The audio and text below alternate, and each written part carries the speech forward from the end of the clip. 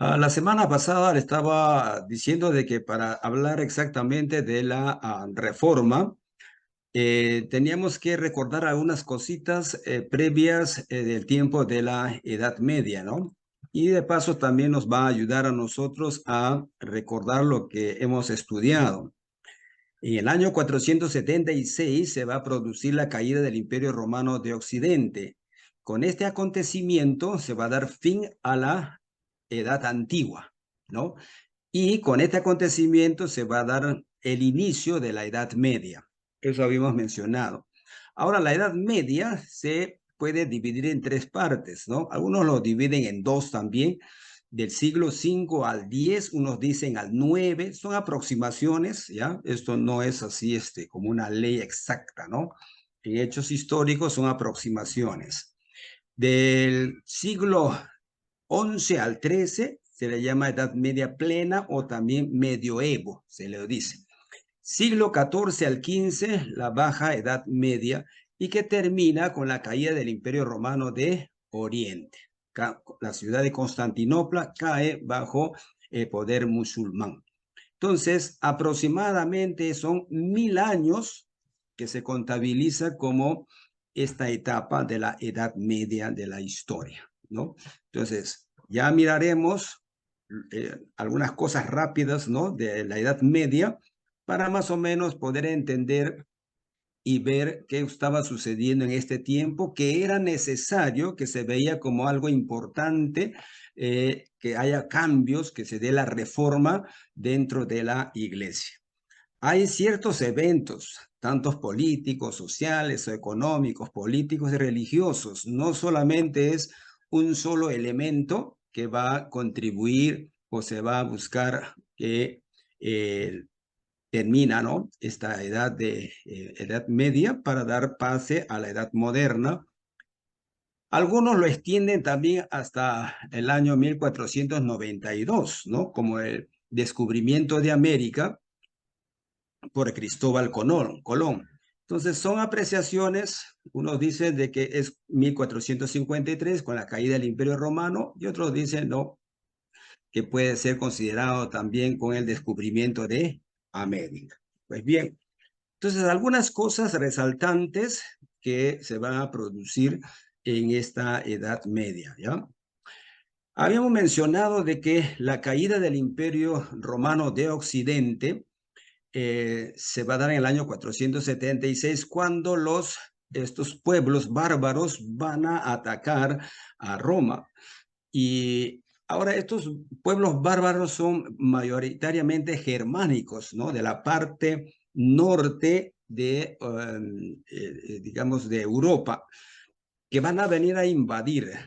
Ahora, pero ellos llegan y se quedan, ¿no? No es de que invaden, destruyen y se van, sino de que ellos van a venir a ocupar estos espacios que fue anteriormente el Imperio Romano, ¿no? De Occidente. Va a pervivir unos años más, unos siglos más, el Imperio Bizantino, pero va a quedarse, digamos, estos pueblos y que van a formar diversos reinos. Y es por eso que miramos y tenemos el reino de los francos, de los visigodos, de los suevos, de los ostrogodos, reino de los vándalos. A todos estos, todo este tiempo de convivencia, ¿no es cierto? Porque no nos olvidemos la religión que está predominando en ese lugar que ahora los bárbaros han llegado, es cristianismo. Entonces va a haber una fusión de costumbres de estos pueblos con el cristianismo.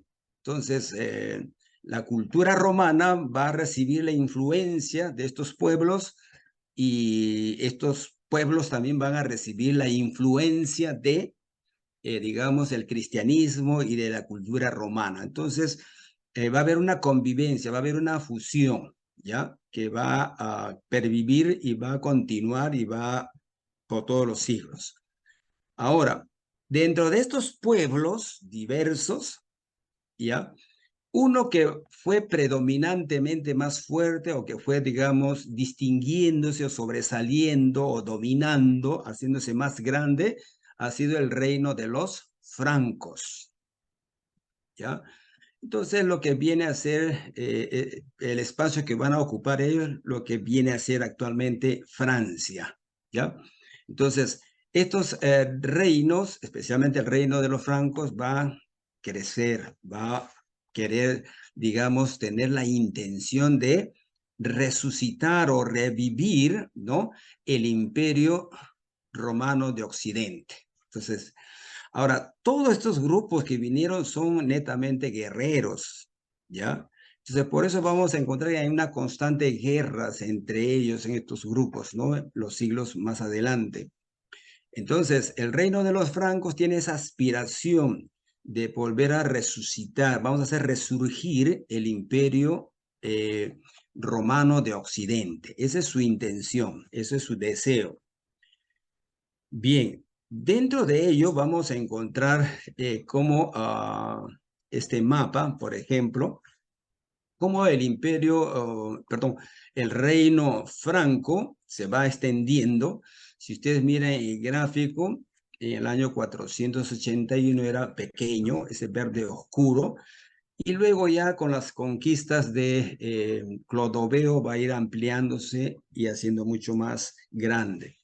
Lo que quiero mencionarles es de que se considera a Meroveo, ¿ya? A Meroveo como el fundador o el iniciador, ¿ya? De lo que hoy conocemos nosotros a esta zona como el imperio, lo que se conoció, ¿no? El imperio merovingio. Merovingio viene de Meroveo, ¿ya?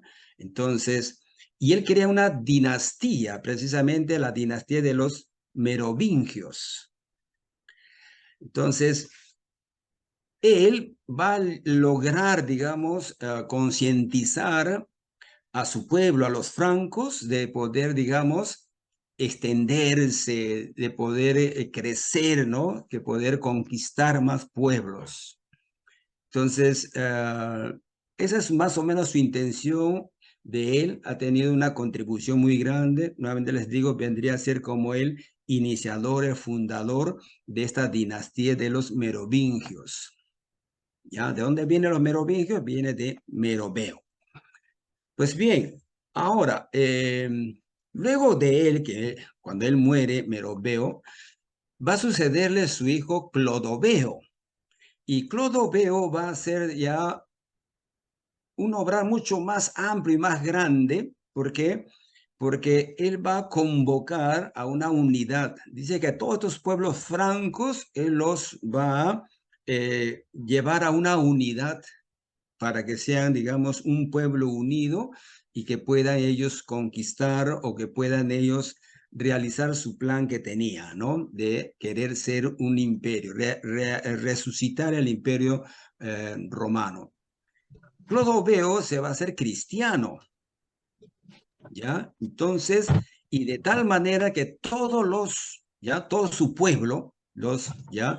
Merovingios, van a aceptar el cristianismo, ¿ya? El ¿Puedo cristianismo de ese reiniciar entonces. combustible aquí? Sí, ya. A ver, perdonen, ¿a quién pongo mute?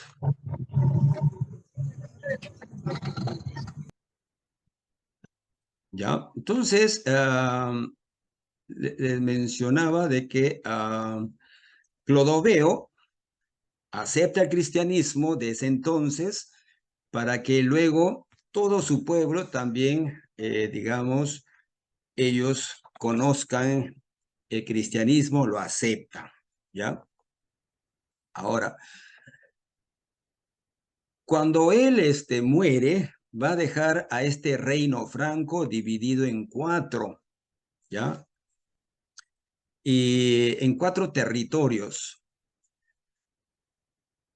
Y van a venir luego sus sucesores, ¿no? De él, como es una dinastía, los hijos van a ingresar a ser los reyes, ¿no? De esta tierra.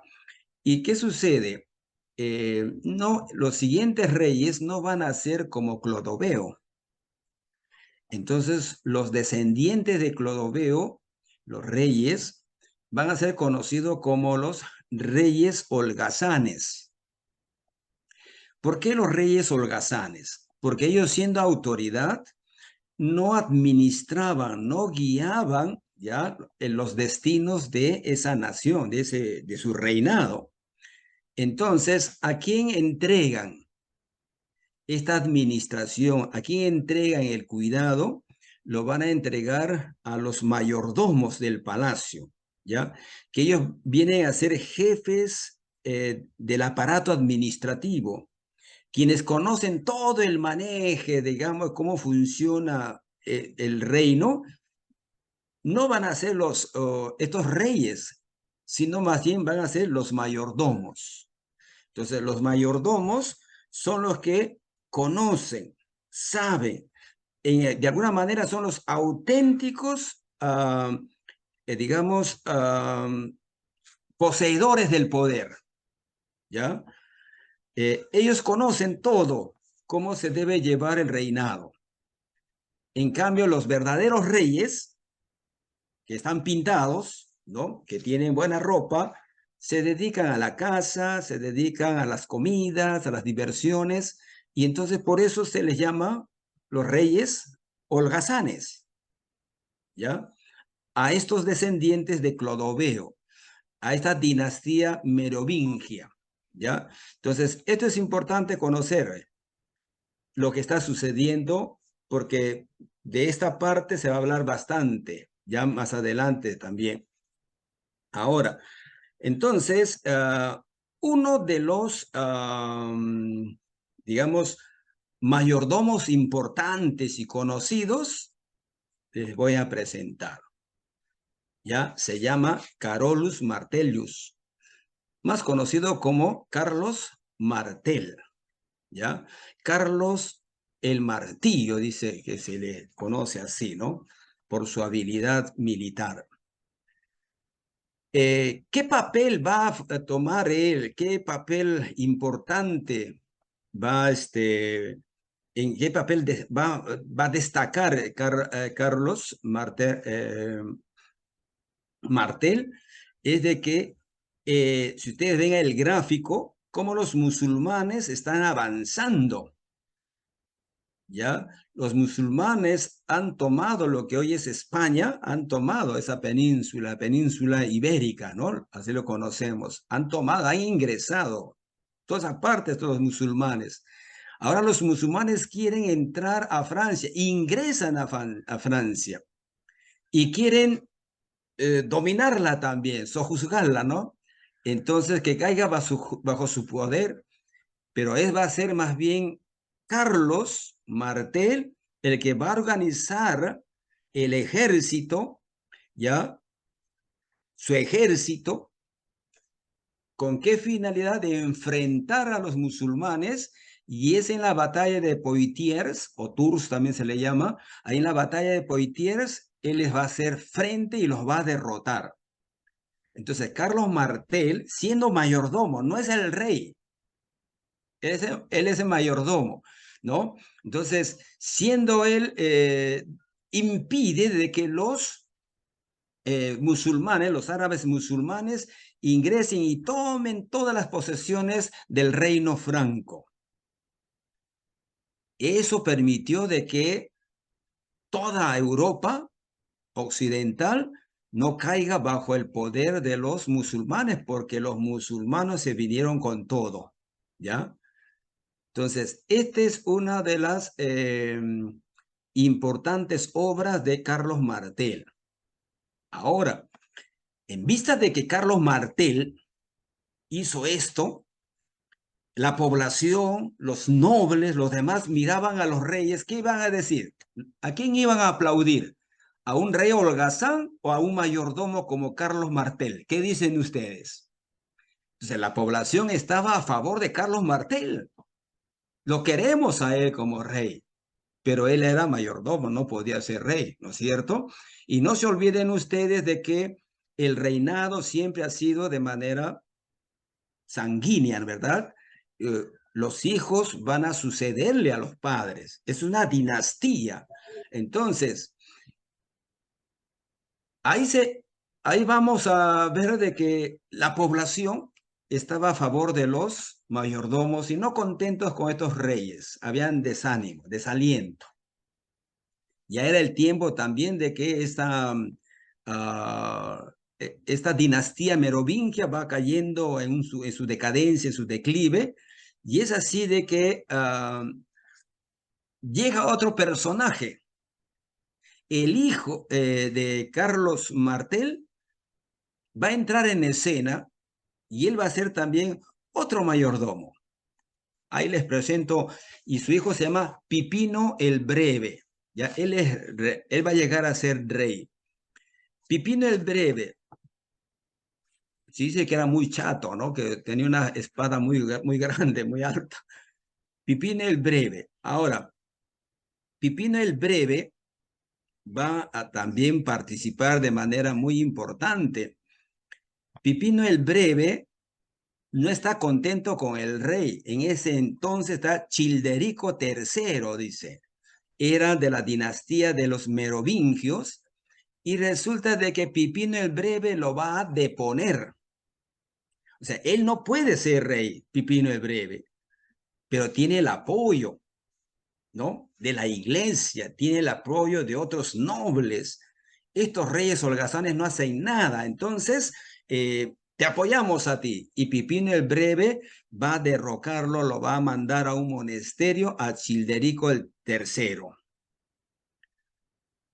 Pero no nos olvidemos que en el mismo momento histórico, como va creciendo también el reino franco, ¿no? El reino franco se va desarrollando en el tema político, ¿no? Cultural, pero también hay otra institución que es la iglesia cristiana.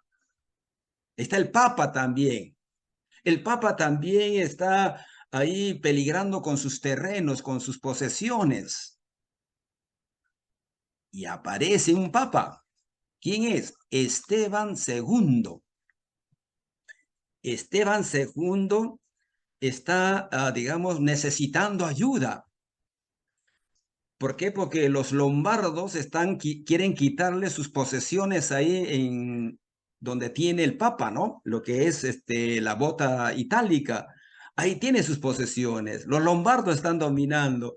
Esteban II pide ayuda al emperador del imperio bizantino. El imperio bizantino no le hace caso, entonces ¿a dónde voy? Pide ayuda a Roma, tampoco le mandan un saludo nada más. Entonces Esteban II, ya sé, esta es mi ocasión. ¿Va en busca de quién? De Pipino el Breve, que se ha hecho rey, ya, en el reino franco. A él no le correspondía ser rey, ¿me entiende? Porque él es de otra familia. Entonces, Esteban II, Mosca, conversa con Pipino el Breve. Pipino el Breve, tú necesitas la bendición divina. O sea, mi bendición, ¿para qué? Para que puedas tú ser rey autenticado, realmente rey, para que empieces tú una nueva dinastía y la otra ya no vale, ya terminó.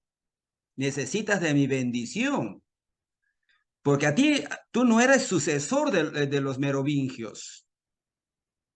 Entonces, yo te doy mi bendición y tú me das poder, tú me ayudas con ejército para defender mis propiedades allá en Italia. ¿Qué tal?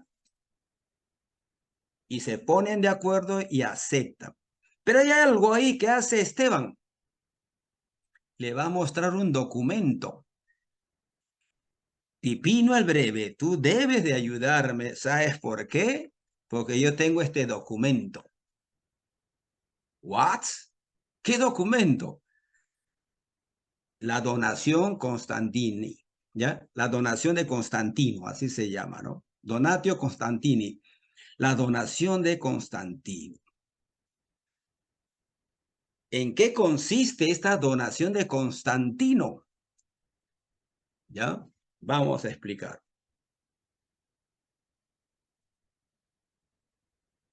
Se dice, ¿ya? En este documento de la donación de Constantino, dice que está hecho de dos partes. Yo he leído una primera nada más. Y en esas dos partes ya en la primera, perdón, de esta donación de Constantino, que es un documento, se va a contar la situación de salud del rey, del emperador Constantino el primero, ¿ya? Estamos hablando siglo IV. Entonces, el rey Constantino, perdón, el emperador Constantino está enfermo, muy pronto a morir. Él está enfermo de una lepra terrible. Entonces, él como emperador busca ayuda a los doctores que por favor le ayudaran, ¿no? Y va a traer doctores paganos. Entonces, perdón. Entonces, estos doctores paganos le van a decir, Constantino, mi emperador, lo que usted necesita para curarse de este mal es sangre de niños. ¿Cómo que sangre de niños? Sí.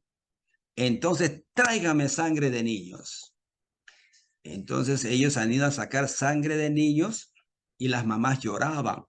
Cuando todo estaba listo para que él se dé un baño con sangre de niños, él dice que desistió y dijo, no, no puedo soportar el llanto de las madres. ¿Cómo voy a bañarme yo con la sangre de sus niños? No. Y así enfermo Constantino se durmió. ¿Y saben a quién soñó? Soñó, dice, a San Pedro y a San Pablo. Y en sus sueños San Pedro y San Pablo le dijeron, ¿ya? Que mandara a llamar al Papa Silvestre I. Entonces, al día siguiente, despertando él, llama a sus súbditos y les dicen, quiero que me vayan a buscar al Papa Silvestre I. ¿Dónde se encuentra él? Entonces le dicen, ¿no? El Papa Silvestre I, él está escondido porque como ha habido persecuciones a los cristianos, entonces él está escondido. La cosa que ustedes me traen acá, ¿ya? Al Papa Silvestre I. Y lo trae, lo encuentran y lo trae. Cuando están frente a frente, Constantino ahí enfermo y a la vez Silvestre I, Constantino le dice, yo he soñado a San Pedro y San Pablo y me han dicho que te mande a llamar a ti para que tú me digas qué es lo que tengo que hacer con esta enfermedad.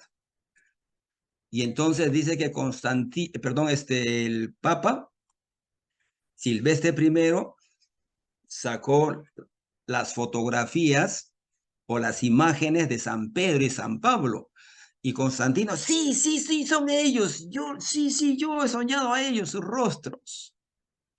Entonces Silvestre le dijo, tienes que bautizarte. Y lo llevaron a un pozo y Constantino se bautizó. Y al instante su lepra se le fue. Y se sanó Constantino. Esa es la primera parte acerca de la donación, ¿ya? De Constantino. Y en la segunda parte ya viene lo que nos interesa, porque les estoy hablando, ¿no? De Pipino el Breve, del Imperio Franco, ¿no? Del reino de los francos y todo, ¿ya? Viene lo siguiente. Ustedes ven ahí ese gráfico, ¿verdad? Y encuentran que está sentado ¿quién? Constantino, como autoridad imperial, y abajo está el Papa. Entonces, según este documento, en la parte segunda, ¿ya?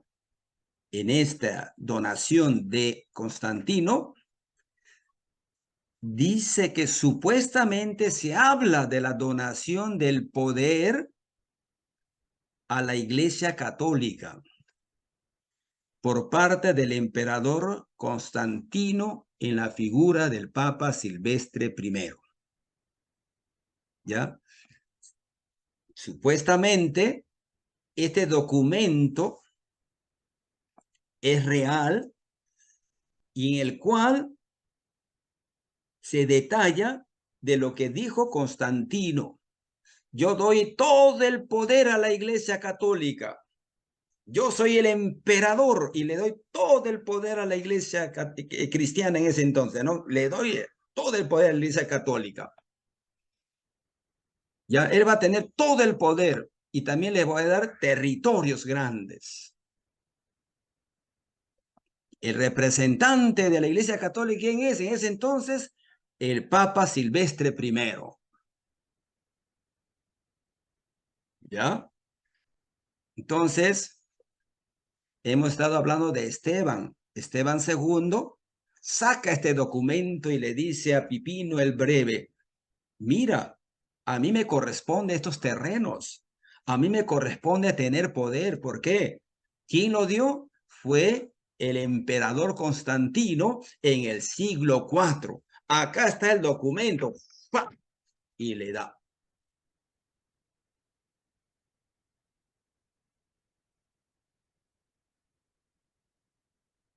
Ahora, este documento,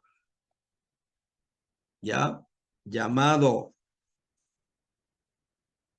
la donación de Constantino, ya, en primer lugar va a servir para qué? Para asegurar la primacía del Papa de Roma sobre el resto de los patriarcas. ¿Qué más? Se le va a imponer la corona imperial y se le daba el poder temporal sobre Roma y gran parte de la península itálica. Fue el origen ideológico de los estados pontificios como verdadero imperio terrenal dirigido por el papado. Servirá para presionar a Miguel I Cerulario, patriarca ortodoxo de Constantinopla, para que acate el poder papal que terminaría en el cisma de Oriente en el siglo XI. ¿Ya? Este documento, ¿ya? La donación de Constantino, va a darle más poder a quién? Al Papa, en este caso, al obispo de Roma. ¿Ya? Basado en esta documentación, ese obispo va a llegar a tener poderes que antes no los tuvo. ¿Ya? Entonces voy a explicar uno por uno. Nosotros sabemos, ¿no es cierto?, conforme fue creciendo la iglesia cristiana, hermanos, se va extendiendo. Entonces, se van digamos, por cuestiones políticas y de orden también, se van a instaurar 5 patriarcados. El patriarcado de Alejandría, ¿ya? En el África, el patriarcado de Jerusalén, el patriarcado de Antioquía, el patriarcado de Constantinopla y el patriarcado de Roma. Según, ¿ya? La historia lo muestra, ninguno de ellos era superior a otro. ¿Ya? Esto se llama una escuela, ¿no? Entonces, de que todos son iguales, tienen la misma autoridad, ¿ya? Cada patriarca, cada autoridad, ¿ya? Es igual. No hay acá uno superior y el otro inferior. Pero ¿qué pasa? El obispo de Roma, él quiere ser superior a todos. Entonces, basado en este documento de la donación de Constantino, ahora él se está asegurando de qué cosa. Yo como obispo, yo como papá de Roma, soy superior a todos los demás patriarcas. Los demás patriarcas tienen que sujetarse a mí, tienen que estar bajo mi autoridad. Las cosas cambiaron. Por supuesto que los demás van a decir que no, especialmente el de Constantinopla va a decir que no, no va a aceptar esto. Pero desde ya, mire, siglo IV, el obispo de Roma o el papa, ¿no es cierto? El papa ya está queriendo ser, ¿qué cosa? Superior, tener todo el poder religioso y político sobre todos los demás, las demás autoridades. En este caso, autoridades religiosas, ¿no? que estaban estos patriarcados. Estos patriarcados tenían cada uno sus obispos, ¿no? En el cual todos eran iguales, tenían la misma autoridad. Entonces, con esto documento que presentó Esteban, él se estaba asegurando tener la supremacía. El obispo o el papa de Roma, según él, decía de que tengo la primacía sobre los demás patriarcas. Punto. Segunda cosa, también se le imponía, ¿ya? Desde ese entonces, la corona imperial y se le daba el poder temporal sobre Roma y gran parte de la península itálica. ¡Wow! Ustedes han visto el dibujito anterior, ¿no? Que están, y les había mostrado acá al emperador con esa mitra, ¿no? Y resulta que ahora el Papa va a tener también su mitra de autoridad. Y con eso va a demostrar de que él es superior, ¿no? Que él tiene la corona imperial y que él tiene el poder sobre Roma y también por todas esas posesiones que él tiene. ¿Ya? Nosotros conocemos esta mitra, ¿verdad? Esta mitra es símbolo de autoridad y poder. Entonces, desde el siglo IV, ¿ya? El Papa ya quiere tener un poder terrenal, un poder por encima, no solamente de, digamos, de otros líderes religiosos, sino inclusive de los reyes, ¿no? De los príncipes. Se conoce muy bien esta tiara, el trirregno, ¿ya? Esta tiara son 3 coronas y habla del triple poder que tiene el Papa: poder espiritual, poder real, o sea, material, y poder imperial.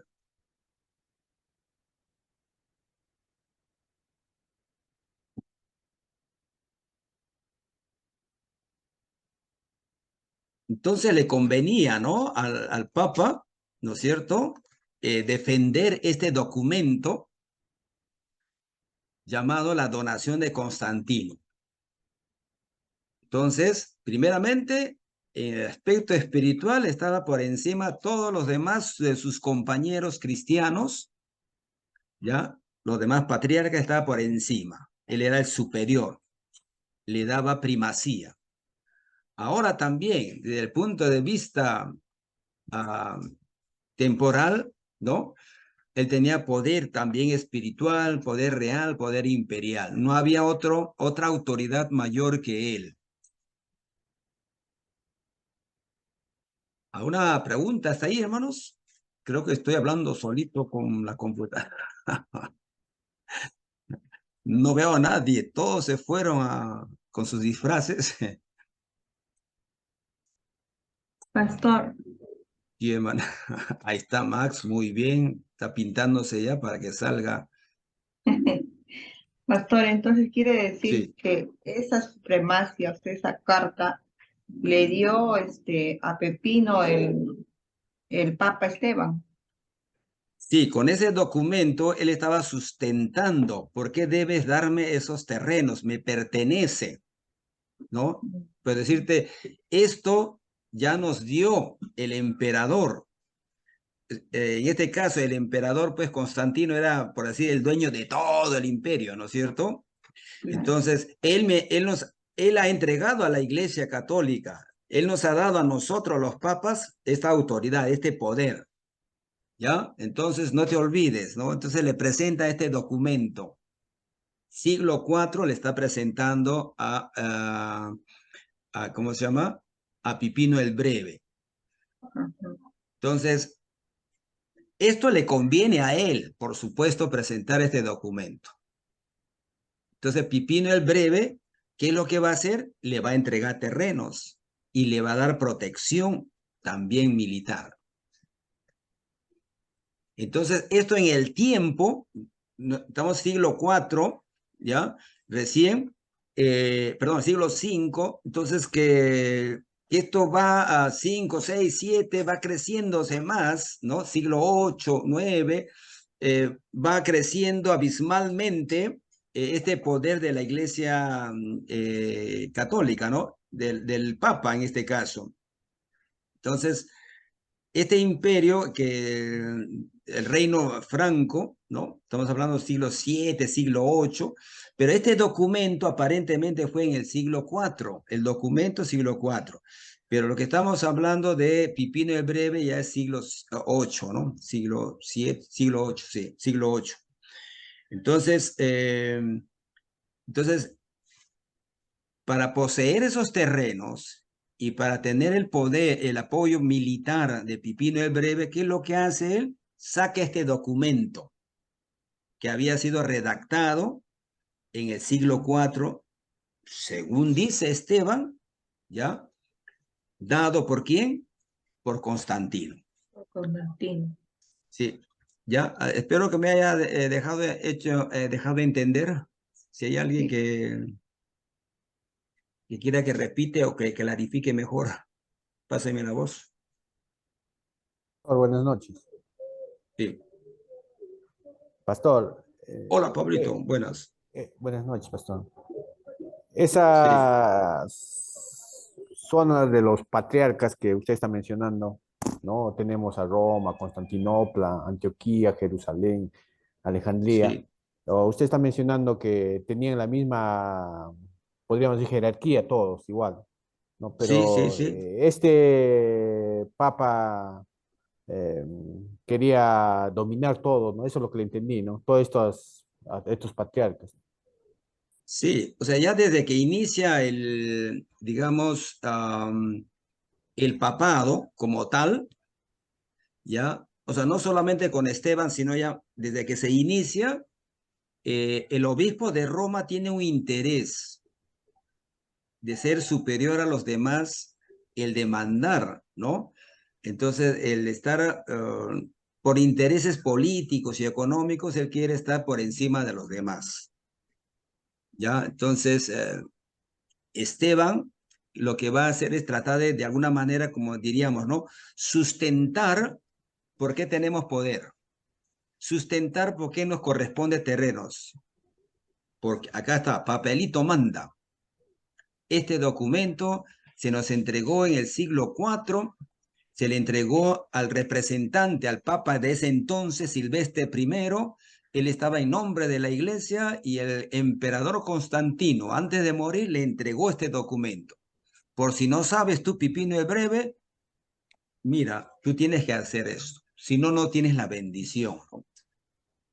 Te destituyo. Claro, ¿por qué? Porque él no, o sea, Pipino el Breve estaba iniciando una nueva dinastía que se va a Claro, llamar los carolingios. no le correspondía No prácticamente le correspondía, sí.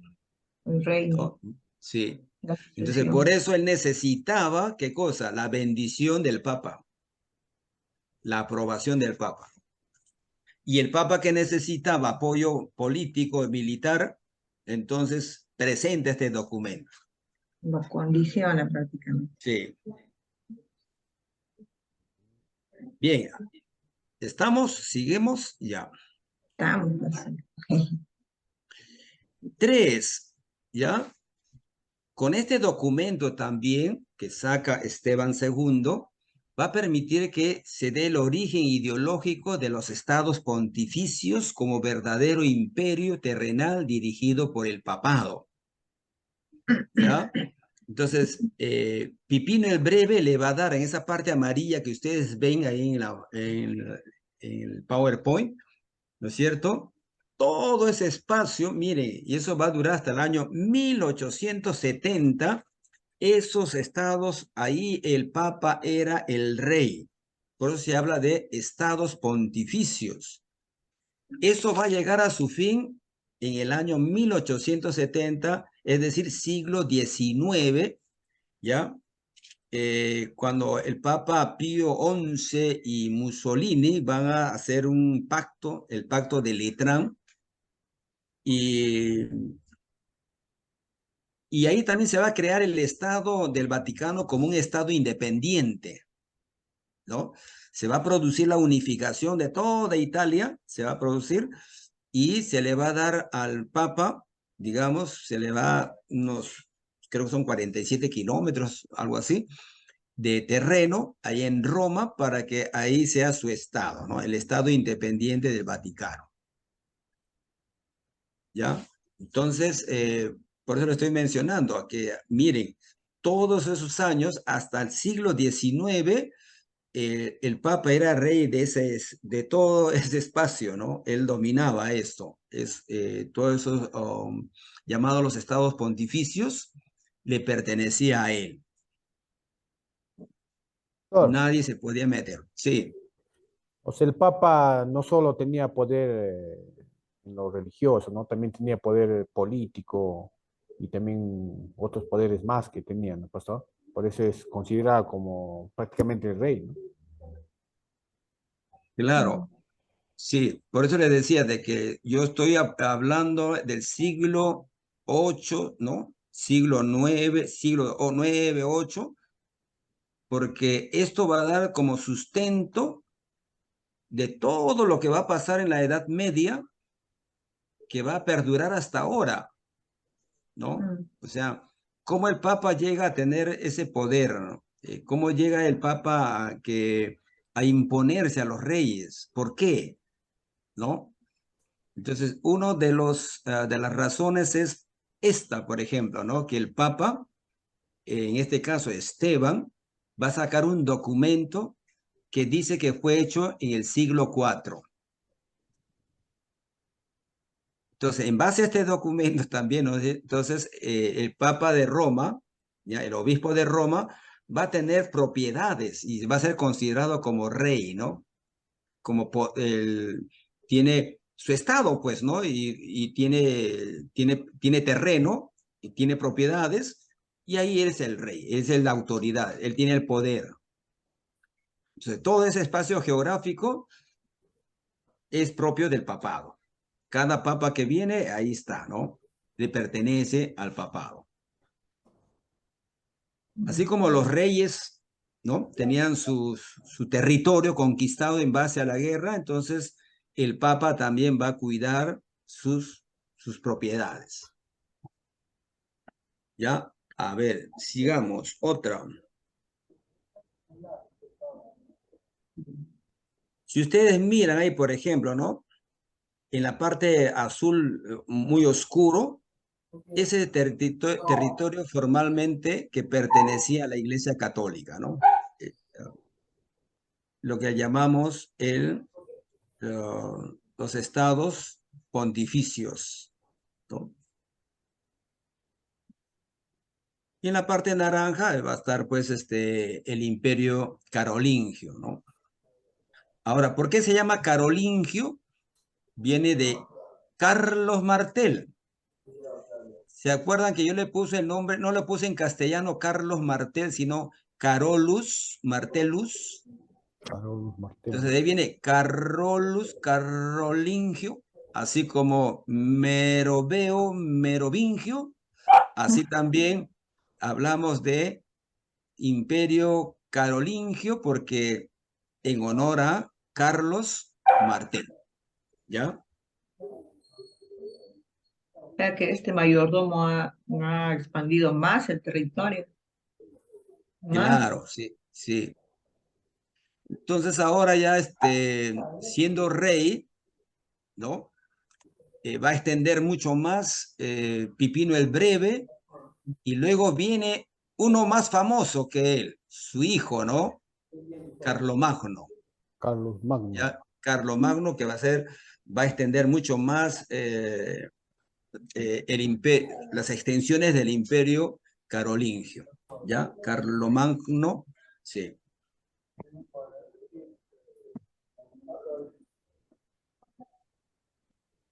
¿Alguna pregunta hasta ahí, hermanos? El hijo de Pepino es Carlos Magno, pues claro. Sí, Mm, Sí, el hijo de Pipino el Breve se llamó Carlomagno.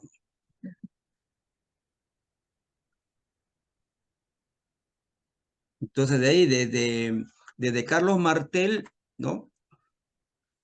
Se viene hablando del imperio carolingio, aunque él no estaba gobernando como rey, ¿no? Él era un mayordomo inicialmente.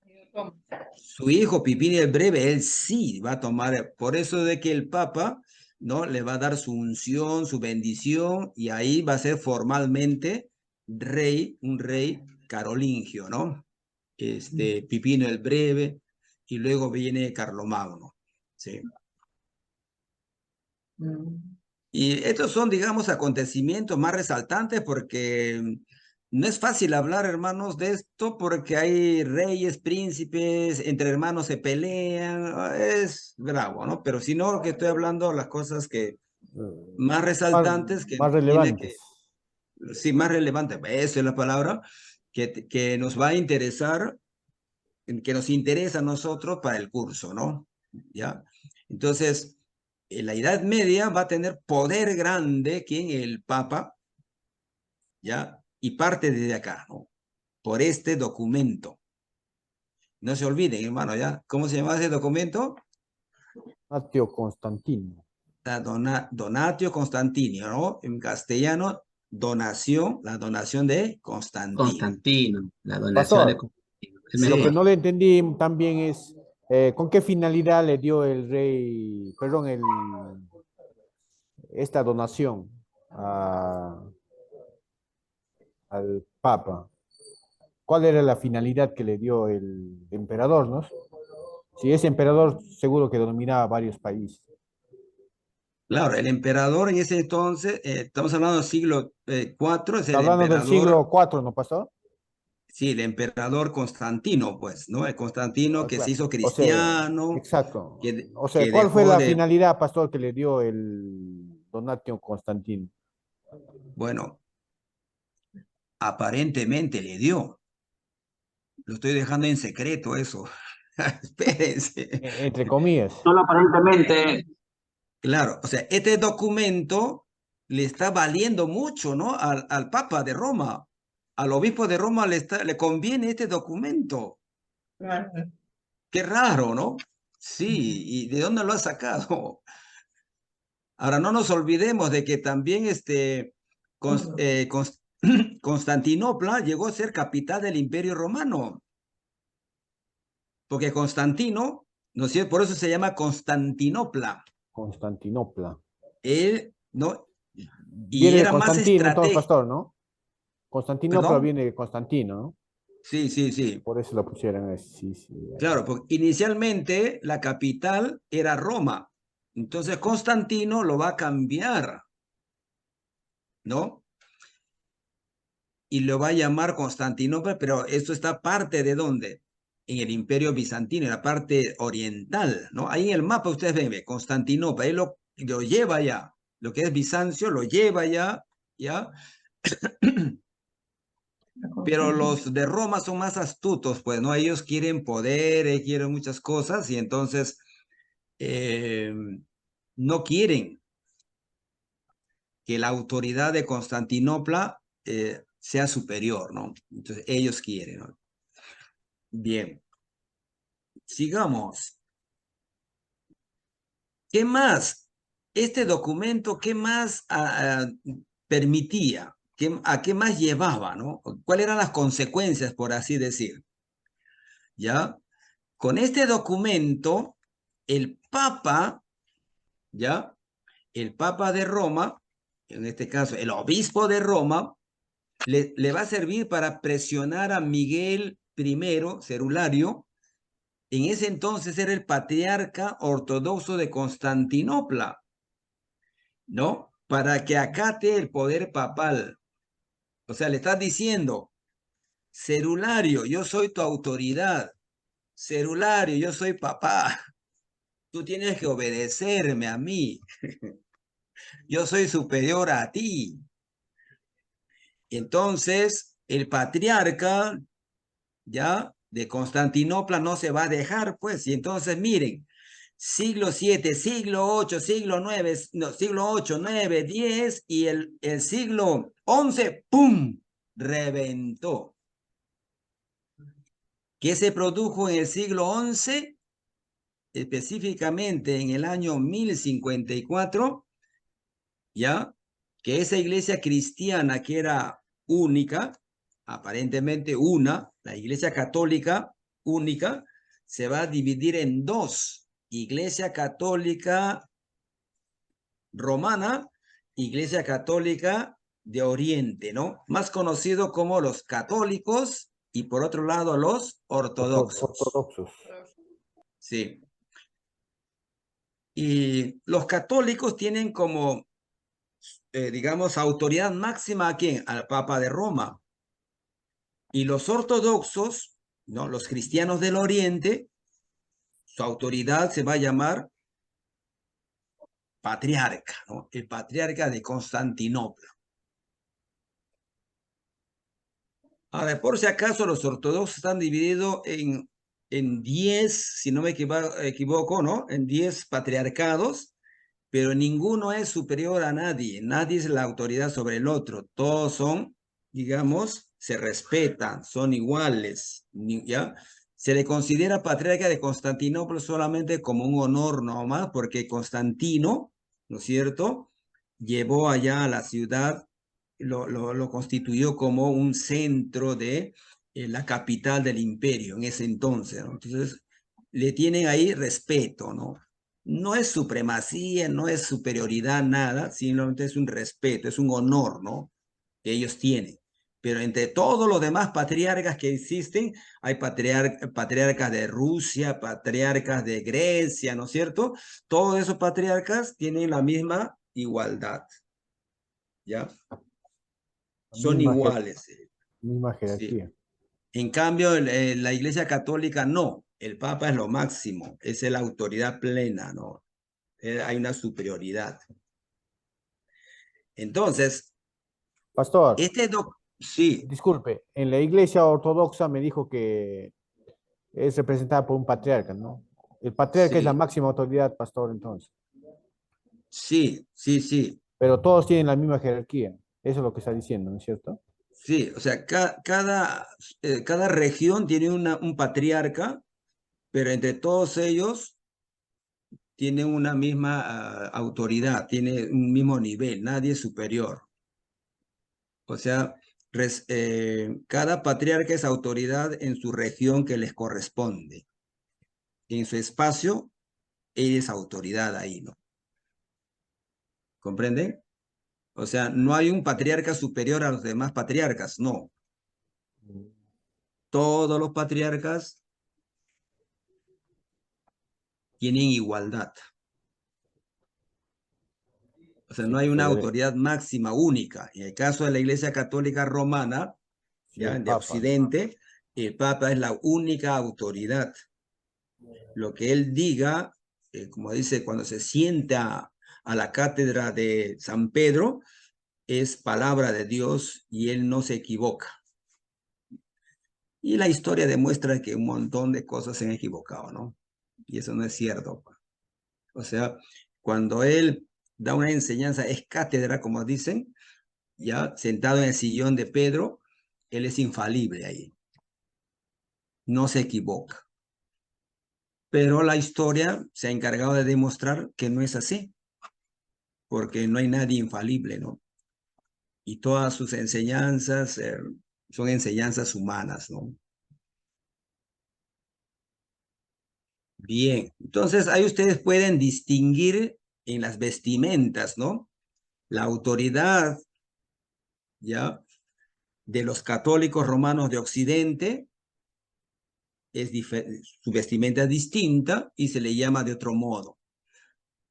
A los cristianos católicos de Oriente, llamados ortodoxos, la autoridad se le llama patriarcas y tiene una vestimenta también distinta.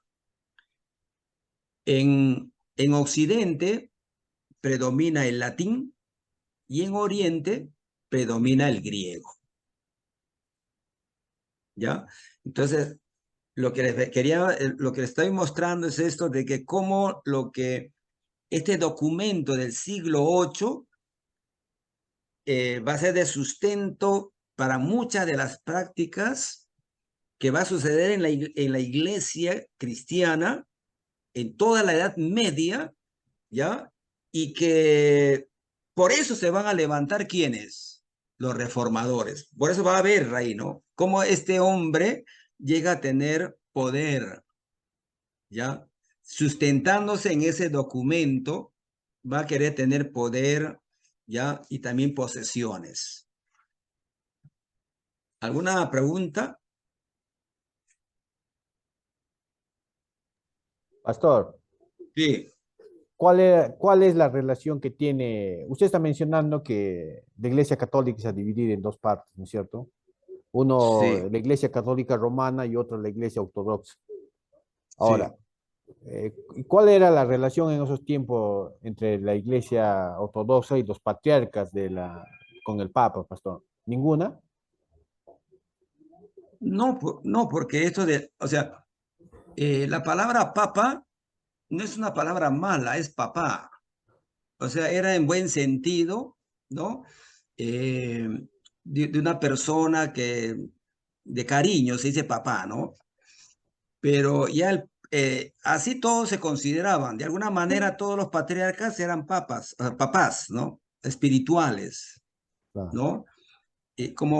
Es igual como Juan, ¿no? En la Biblia, en primera, segunda, tercera de Juan nos habla hijitos, ¿no? Hijitos, ¿no? Es como un tema de cariño, de estimación, de protección, ¿no? De alguien superior, de alguien mayor, hablando espiritualmente. Entonces, o sea, desde ese punto de vista no es malo, pero ¿dónde viene el cambio? Es de que el obispo de Roma ya se pone como alguien superior a sus iguales. ¿Me entiende? O sea, todos los ¿Y le da poder demás, al nombre, pastor? perdón, ¿Le da cierto poder al nombre? ¿Algo así? sí, sí, sí, sí, sí, sí, sí, y se pone ya como un título de superioridad que él es el papá de todos. Entonces ahí ya las cosas cambian, ¿me entiende? Pero inicialmente la palabra no era mala y nadie se sentía mal, sino de que el afán de dominio, el afán de superioridad de parte del obispo de Roma, ¿ya? Y digamos de mirar como inferiores a los demás, hace de que él busque, ¿no? La forma de cómo tener dominio sobre, digamos, número uno, sobre propiedades, sobre extensiones, sobre estados, sobre reyes, y también desde el lado, digamos, religioso, ¿no? Por eso esas dos llaves, ¿no? O las dos espadas también, tener el poder político y el poder espiritual o material, ¿no? Las dos cosas.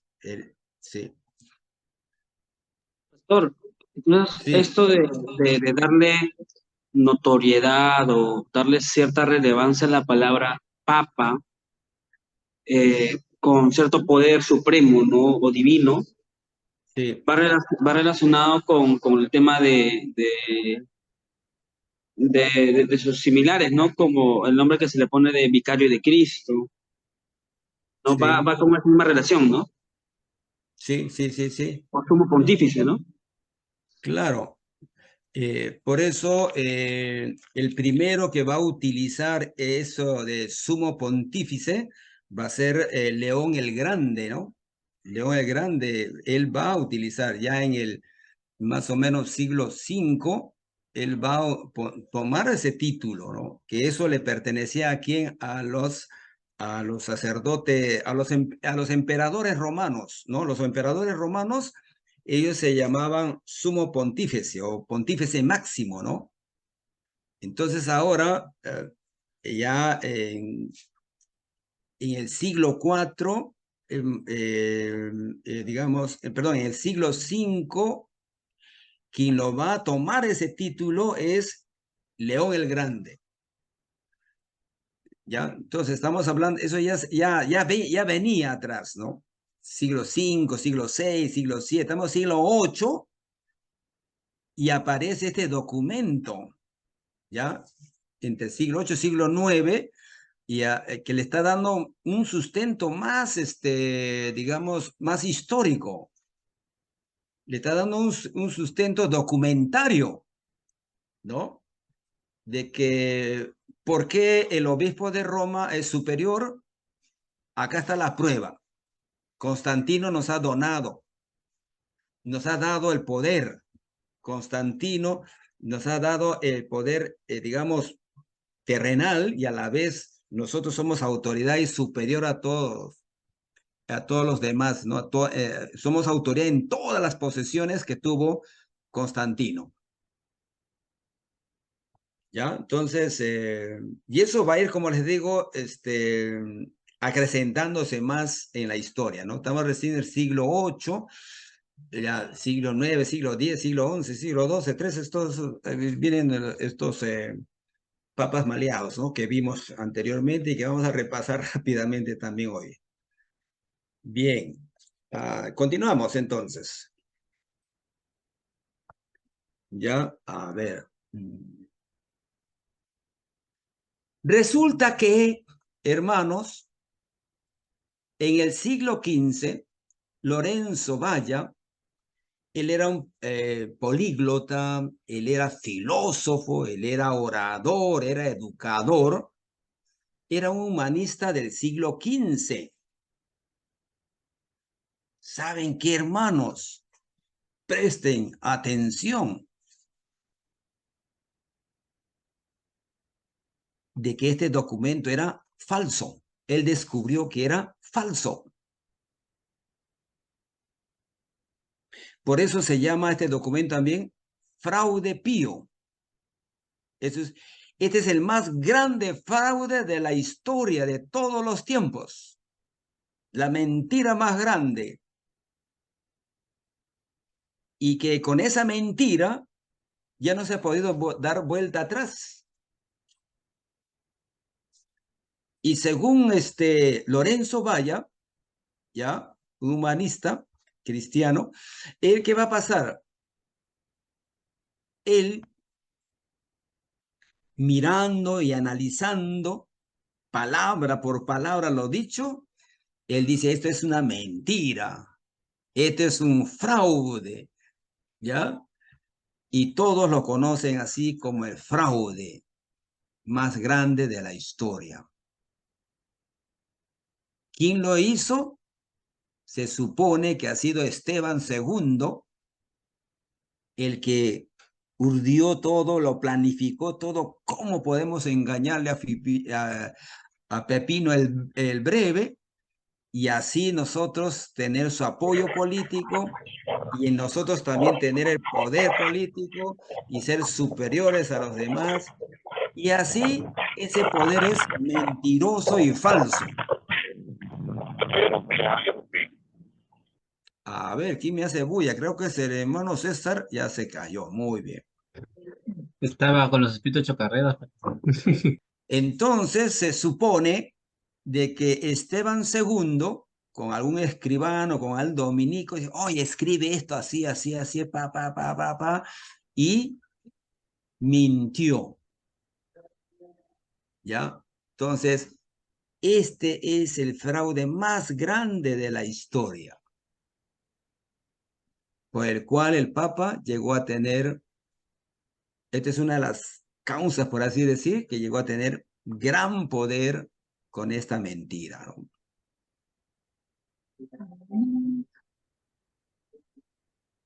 ¿Alguien desea opinar? ¿Qué siglo, pastor, dijo? Perdón. En el siglo XV, Lorenzo Valla, él denunció esto, ¿no? Por supuesto que la Iglesia Católica desmintió y tantas cosas, pero han venido así estudiosos y más estudiosos, historiadores y todo. Por eso ahora la Iglesia Católica se calla, calladito se queda, porque Lorenzo Valla demostró, ¿ya? Porque es un filólogo. Entonces, leyendo ese escrito, vio que era lenguaje, ¿no? Había evidencias que él está utilizando lenguaje del siglo VIII está utilizando cosas del siglo VIII cuando en el siglo IV no existía. Es como que yo dijera, ¿no es cierto?, haya escrito un libro a ver, yo soy del año 70, y de que el año 70 yo esté, digamos, hablando acerca de qué, a ver, de inteligencia artificial. Entonces, y es una falsedad porque no hay inteligencia artificial en ese tiempo, ¿no es cierto? O estaría hablando de Internet, al año 70 no hay Internet, ¿ah? Estaría hablando ahí de teléfonos inalámbricos. Entonces, haciendo un estudio, Lorenzo Valla demostró de que fue mentira. Entonces, ese poder, hermanos, ese poder papal fue sustentado o tuvo como base una mentira, un engaño a propósito porque le convenía. Por los puntos que hemos visto, por esos 4 puntos, ¿ya? Creer en eso, convencer a la gente de ese documento, todo es favorable para él, todo. Y le ligó, pues, le salió bien la mentira, ¿no? Cierto, siglos. Siglos y siglos así, ¿no? Bien. ¿Alguna pregunta, hermanos? Por eso se habla de esto como el fraude. El fraude pío se dice, ¿no? O sea, un fraude santo. Una mentira santa. Un engaño santo, porque le convenía a él. Bien.